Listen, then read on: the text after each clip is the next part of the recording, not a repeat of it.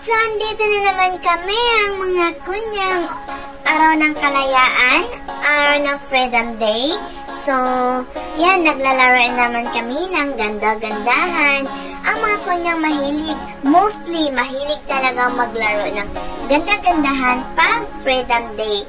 Kasi nga, sa buong linggo, hindi namin nakikita yung sarili namin na tao.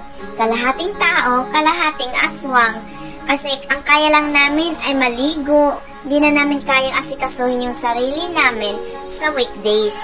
Ni suklay, hindi na namin kaya. Kaya pag Freedom Day, dyan na namin asikaso yung sarili namin.